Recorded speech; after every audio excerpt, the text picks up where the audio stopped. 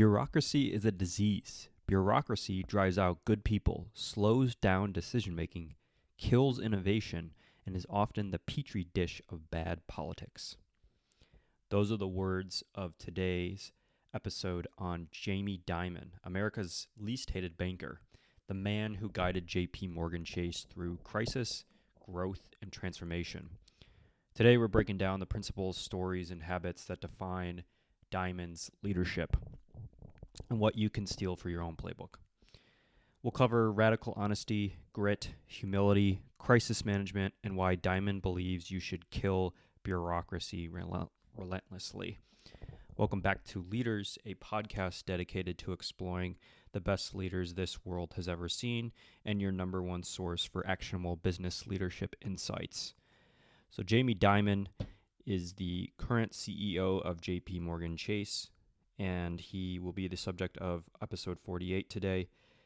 And really, where his journey starts from a leadership standpoint boils down to early influences and some defining moments. And so really the family and purpose that he drives from, he was raised by immigrant parents, and they valued hard work, integrity, and community. Dimon's family name changed from Papa Demetrio to Dimon, a nod to his roots and the core values. After he graduates college and he attends Harvard, Dimon turned down big Wall Street offers, including Goldman Sachs, for a chance to learn from Sandy Weil at American Express. And Sandy's going to provide tremendous amounts of wisdom and be Jamie's real mentor through the first half of his career. Weil promised in that he was taking a job to kind of learn under his tutelage and also be in a position where he's not learning or not earning as much as he would have within Goldman Sachs. So a very hard and contrary decision to kind of work with Sandy, but Sandy promised that you'll have fun and learn a lot. It was really kind of a master and apprentice relationship. And the book Last Man Standing, The Ascent of Jamie Dimon and JPMorgan Chase was the primary source of information here as far as outlining a lot of what you see within Jamie Dimon's leadership DNA, which was forged really through he had a 16-year partnership with Sandy Weil, beginning when he was fresh out of HBS in 1982. That relationship became one of the most successful, yet ultimately kind of tragic at the end, partnerships in modern American capitalism. He rejected offers from Goldman, Lehman Brothers, and Morgan Stanley to work as an executive assistant at American Express. He couldn't match those offers from Wall Street Titans, but he promised him that he would learn a lot. And so the partnership flourished when they both left American Express to acquire Commercial Credit Corporation, a struggling Baltimore loan company. Working side by side, often meeting at Weil's Greenwich, Connecticut home on Sunday mornings with Dimon's Volvo parked in the driveway, they transformed a small operation into a financial empire. So they're going to do this actually a few different times, buy up a company, usually kind of at a value sort of investment, one that no one else would take on, and work together to really transform that business. Their relationship was characterized by legendary screaming matches that paradoxically strengthened both men's business acumen and their mutual respect for each other. Together, they orchestrated a series of strategic acquisitions that eventually created Citigroup, the largest financial services company in the world at the time.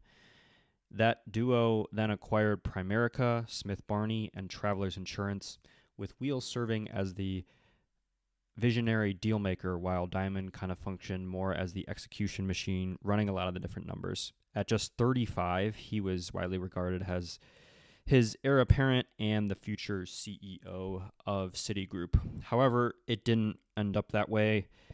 The partnership's dramatic end came during a Citigroup executive retreat in 1998, just weeks after their biggest triumph. They merged Travelers Group and Citicorp. Tensions were building over his growing influence, particularly after a New York Times article featured board member Joe Califano's comment that Jamie runs the place, quote unquote, accompanied by a photo showing him prominently in the foreground while was in the background. The final rupture included Wheel's daughter, Jessica, who worked under Dimon's supervision. When Dimon excluded her from key decisions, citing performance issues leading to her resignation, Sandy took that as a personal insult. And more on the story is that I think the daughter told Jamie that she wanted the top position, the CEO seat at some point, and Jamie felt like he was doing her a favor by kind of telling her you should go elsewhere in terms of where your career is. So during a discussion then, Jamie thought he was going to be promoted, but Sandy instead demanded his immediate resignation as a result of all that. And Jamie later reflected that he was really surprised. It was a hell of a run, but he fired me. That experience taught Jamie a crucial lesson about resilience. Being fired impacted my net worth, not my self-worth. That traumatic but formative experience in his mind shaped Dimon's approach to leadership, emphasizing importance of trust, clear communication, and avoiding the personal-professional boundary conflicts that destroyed his relationship with Sandy. So that was really a crucible moment, and he learned a lot of good lessons from that. Trust, communication, boundaries matter. And that helped form a lot of the different core leadership principles that we see within not only Jamie Dimon through his early career, but throughout his career today. And so what are those? One of them would be radical honesty and direct assessment. So a few quotes that he illustrates this core principle is: don't try to use numbers to prove what you think. Try to use numbers to understand what you are doing.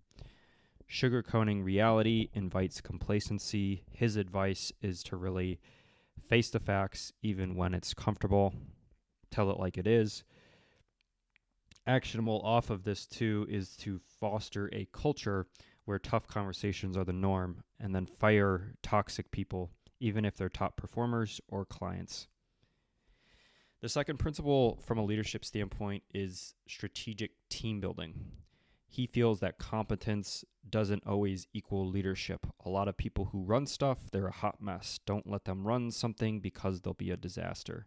His approach is more top grade relentlessly. Build teams that can handle complexity, pressure, and change, and then separate really technical skill from leadership potential, and always evolving and upgrading, continuously upgrading the team to get the best outcome.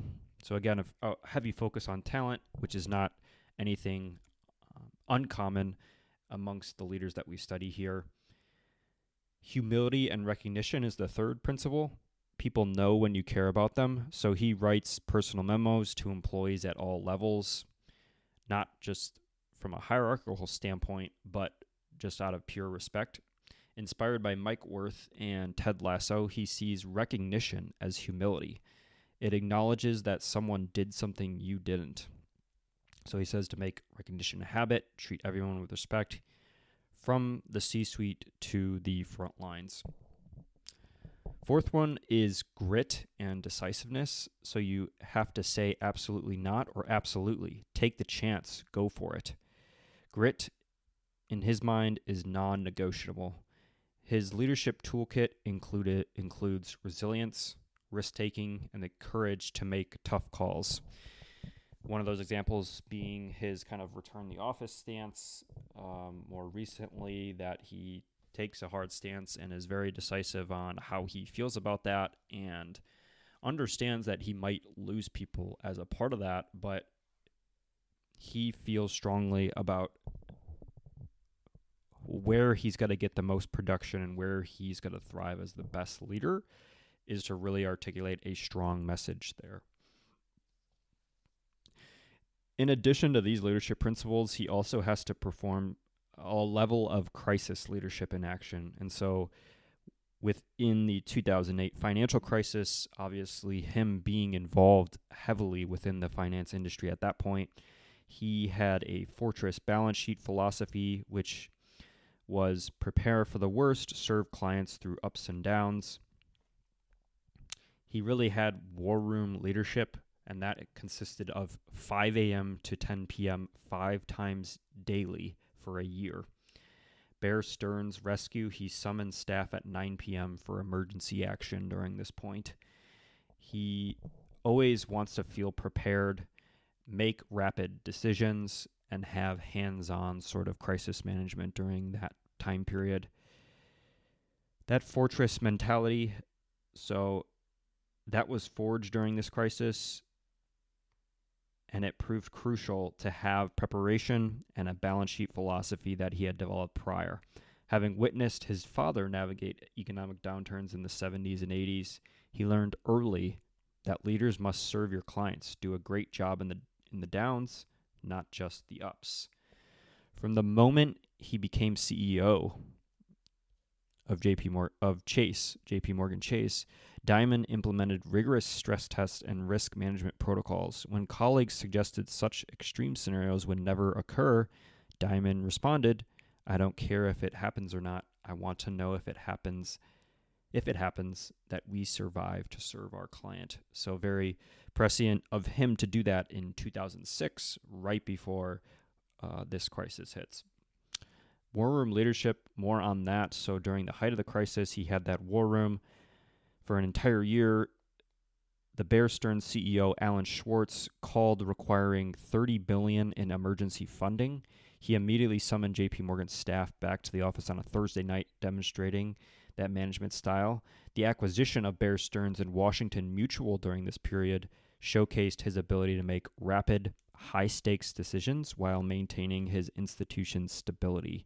Those transactions, while later may have generated some legal complications, positioned JPMorgan Chase as the dominant force in American banking in the years to come.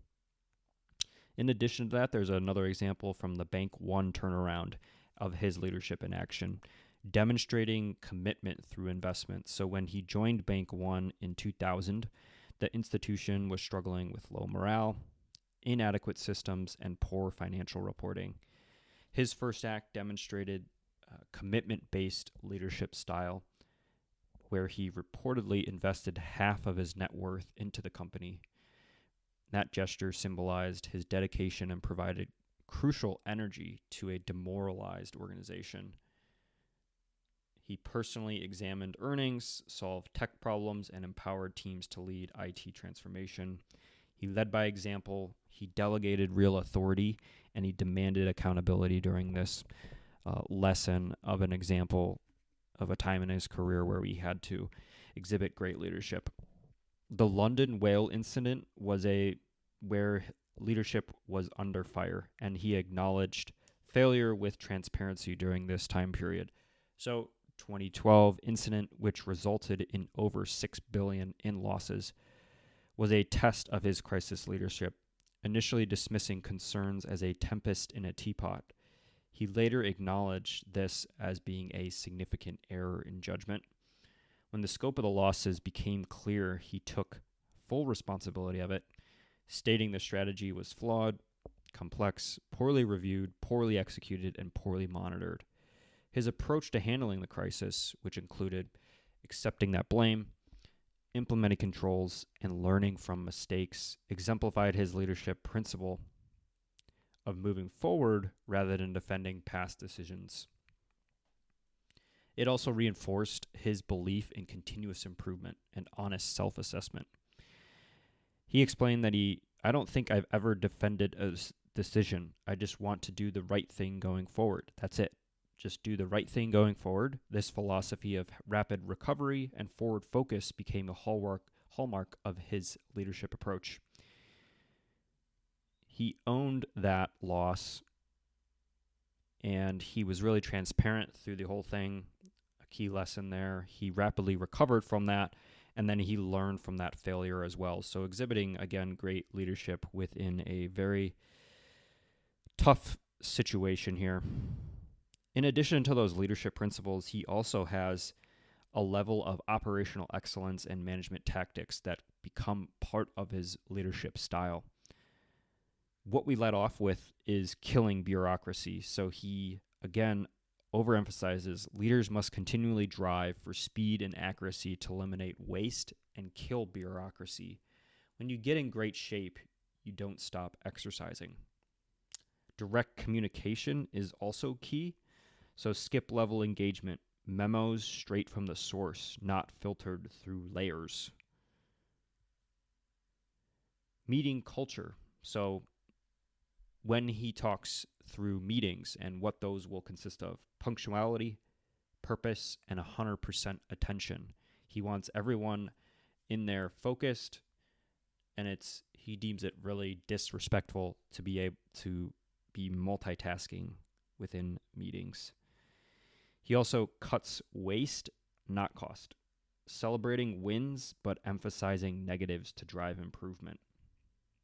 Some management tips to kind of reinforce a lot of this is have thorough reviews, write memos to yourself, celebrate but emphasize the negative. Be a skeptic. What would you do if you were king or queen for a day is kind of another framework that he gives. And really, ultimately, this feeds into what he deems as what someone has asked him, what is the secret to great leadership? And he responds, Jamie Dimon responds, you need humility and heart. You don't have to be that good at all the analytical stuff. But if you don't get the best out of your people, you won't succeed. People want to be treated with respect. They have ideas, they want to contribute, so you have to include them and not hold the meeting after the meeting, where decisions are actually made in dark rooms by a small group of friends. Managers need to understand that they don't have all the answers. A bank teller often has better answers than I do. Tellers are actually using the system we rolled out so they can tell us if it's dumb. In addition to some of those management tips and operating excellence that he's exhibited, there's a heavy emphasis from a leadership standpoint from Jamie Dimon on culture. So culture, innovation, and customer obsession. Culture, if you build the right culture, he says, where management teams are intensely analytical and critical of their own business strengths, weaknesses, and opportunities, you can create great clarity about what those opportunities are.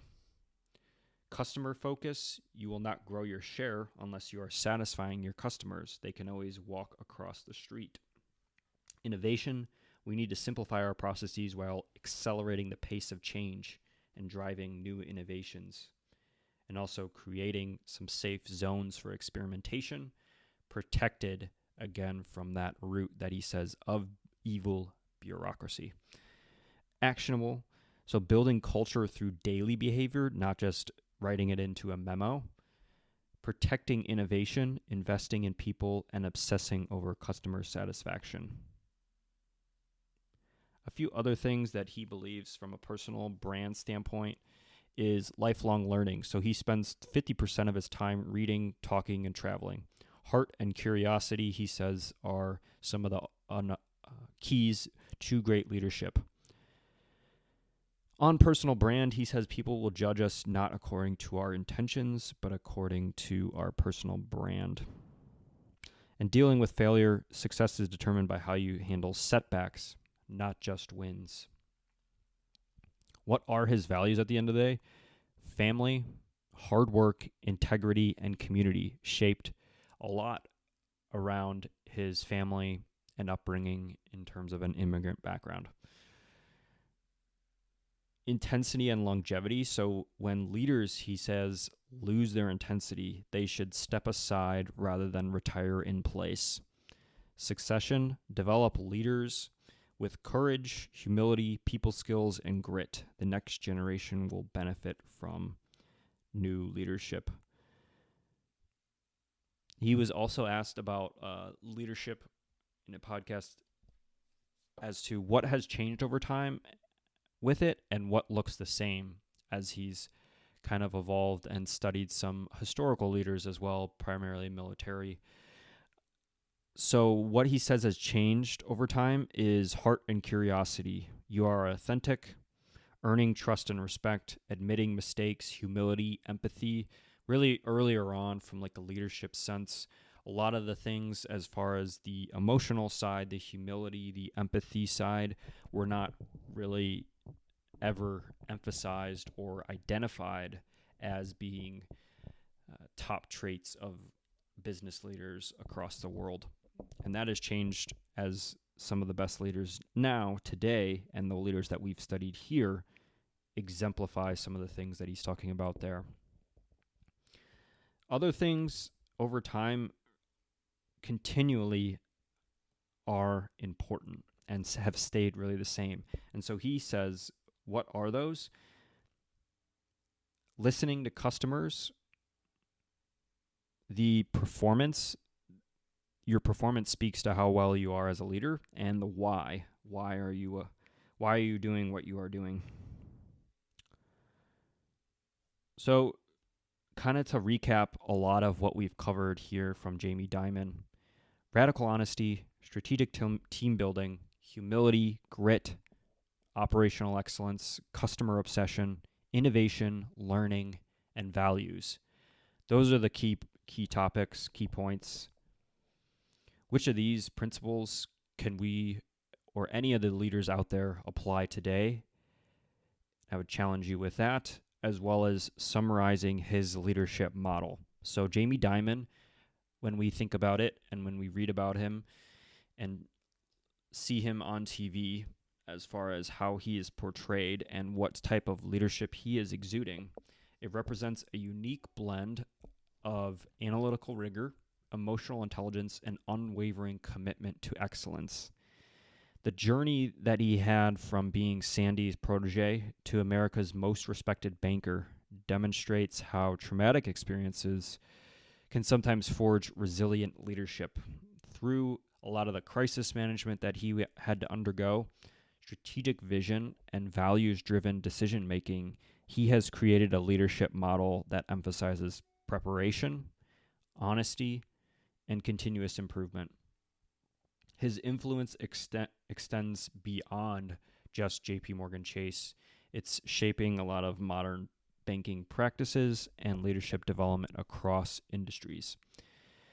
He approaches maybe some of his last final phase of his career. His legacy lies not just in the financial performance that he's done with JPMorgan Chase, but he's demonstrated authentic, principled leadership and navigating a lot of different challenging circumstances while maintaining institutional integrity and respecting employees. His leadership model offers a lot of different enduring lessons for current and future leaders, embracing radical honesty. We've talked about that a lot on here, namely, I would say, emphasis on Reed Hastings, episode 17, Netflix, radical candor, transparency, being honest with your people, with your employees, investing in people, preparing relentlessly for challenges, and never losing the curiosity that drives continuous improvement. Those principles, forged through decades of success and failure, represent a masterclass in leadership resilience and effectiveness that will influence business leaders for generations to come. So, Jamie Dimon, definitely one of the best modern finance leaders out there. Definitely a lot of great leadership principles and qualities that he exhibits that have led him to great success here on Leaders Podcast, episode 48. Thanks for listening to this episode on Jamie Dimon, and we will be back here shortly with episode 49.